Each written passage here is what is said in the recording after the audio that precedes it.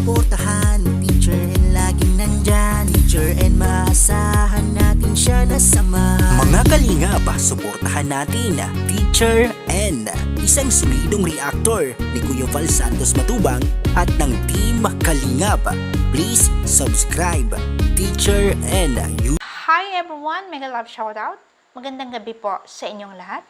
And syempre, unang-una shoutout kay Kuya Val, kay Ate Edna, and kay Kalingap Rob. Magandang gabi sa ating lahat. And sa buong Team Kalingap, syempre, lahat ng mga ambassadors, lahat ng mga deputies, reactors, supporters, and sponsors, magandang gabi po sa ating lahat. And lalong-lalo na sa mga viewers, mga supporters, and followers ng Team Kalingap. Maraming salamat po sa patuloy ninyong pagsuporta sa Team Kalingap. Okay, so once again, this is Teacher N. Maghahatid sa inyo ng panibago na namang pagbabalita, reaksyon, opinyon, at syempre, mensahe, mga kalingap, tungkol dito sa part 77 ng Jomcar Love Teams. Para sa akin, hindi na Love Teams, mga kalingap. Jomcar Couple. Okay, ayan, mga kalingap, Jomar emotional after mabasa ang liham na ginawa ng ating si Bibi Carla. So, bago ko bibigyan to ng reaksyon, babasahin ko pong muli ang sulat ng ating si Bibi Carla para kay Jomar. And ito yung liham ng ating si Bibi Carla para kay Papa Joms. To my chubby bunny, sa dami ng gusto kong sabihin, di ko na alam kung paano ko sisimulan. Kulang naman ang salitang thank you. Gusto ko lang sabihin sa'yo na sobrang thankful kay Lord na nakilala kita. Ang simpleng puto vendor na kagaya ko ay na-love team sa'yo. Sorry, kung may mga times na binabaliwala kita. Alam mo naman ang rason. Ayokong ma-fall sa'yo. Kasi alam kong love team lang to. Kahit na noong ipinakilala ka pa lang nila sa akin, ni na Kuya Rab, ay totoong crush na kita.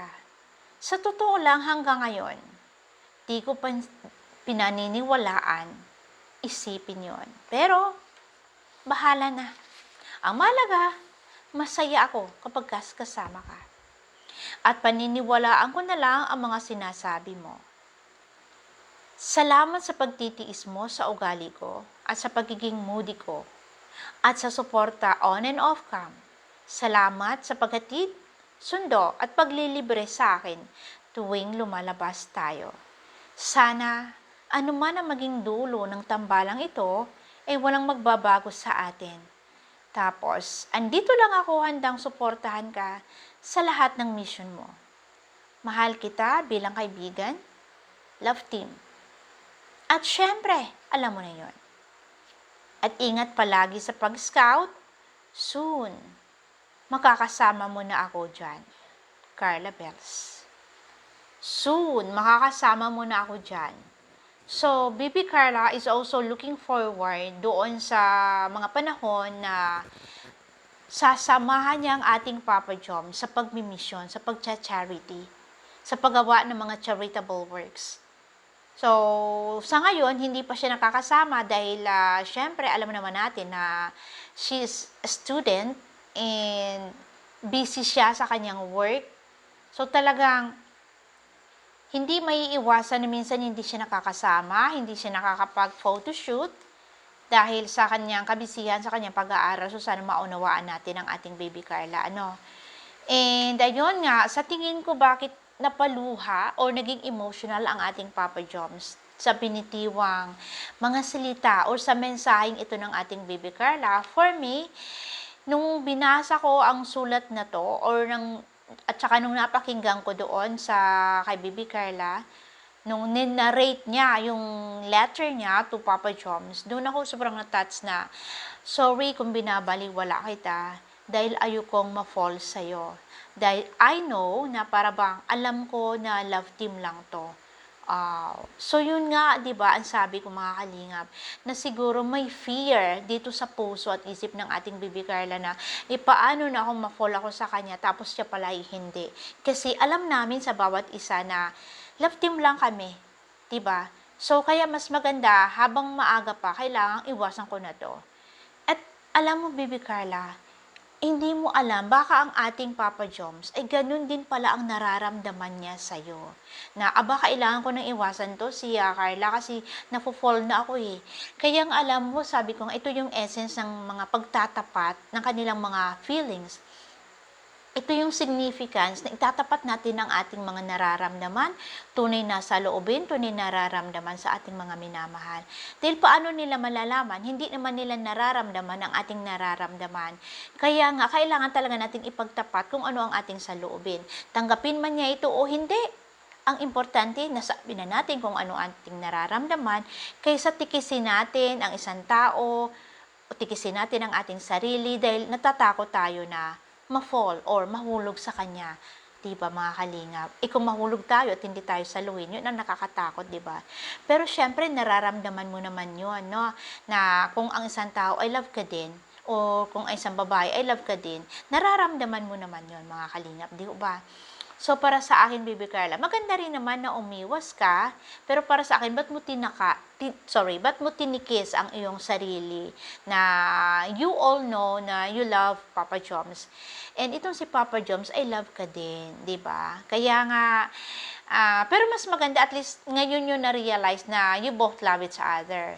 So, sa tingin ko yun ang medyo nagpaluha kay Papa Joms. And syempre, yung nabitiwan pa ng ating Bibi Carla doon sa kanyang mensahe, napakaganda. Ang sabi niya nga, salamat sa paghatid, pagsundo at paglilibre sa akin tuwing lumalabas tayo. Sana anuman ang maging dulo ng tambalang ito, walang magbabago sa atin. Tapos, andito lang ako, handang suportahan ka sa lahat ng misyon mo.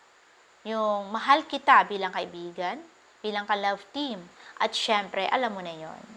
So, yon, doon natouch si Papa Jom sa mga salitang yon, na napaluha siya, di ba? And then, siguro na-realize ng ating Papa Joms din yung, kaya pala binabaliwala siya ng ating Bibi Carla dahil natatakot na ma-fall sa kanya. So, yun mga kalingap, napakaganda ng mensahe ng liham na to sa ating si Papa Joms. So, ayun mga kalingap, sana itong sulat na to ng ating Bibi Carla magsilbing inspiration doon sa ibang mga love teams, 'di ba? Na papunta na rin kayo doon kasi itong si Carla at saka si Jomar galing na diyan sa inyo, kumbaga nagsimula din sila sa katulad nyo. So ngayon itong Jomar and Carla's love team ay hinog na to eh. Hinog na talaga sila. Kumbaga hindi pilit na hinog kundi hinog na hinog talaga. Hindi hinog na pinahinog sa pilit, hindi ganon. So kumbaga bakit ko masasabing hinog na hinog sila mga kalingap? Dahil marami na silang mga pinagdaan ng pagsubok, marami na silang mga na-encounter sa kanilang daan, 'di ba? Sa kanilang way, marami na silang na-encounter while they are on their way sa success ng kanilang love team, 'di ba? So marami na silang na-encounter na mga pangbabas, paninira, mga pagsubok sa kanilang love team, but still naandyan sila. Hindi sila ang tawag doon? Nag-give up. No, hindi sila nag-give up mga kalingap. But instead, pinatunayan nila sa atin na karapat dapat natin silang suportahan dahil totoo sila. Hindi ho sila, kumbaga, kung ano ang pinapakita nila sa atin, on-cam, off-cam, ay puros katotohanan at walang halong pagkukunwari. Ngayon, gusto kong i-congratulate itong Jomar and Carla for being the top 8. Kasi alam ko na mas malayo pang inyong mararating, mga kalingap, no? Itong ating Papa Joms and Bibi Carla, malayo pang inyong mararating. And I am very sure about it. So, ayun, congratulations once again. You are the top 8 nationwide, no? Nationwide po to, hindi lang to sa isang probinsya. This is nationwide ranked top 8 sa Pinoy history.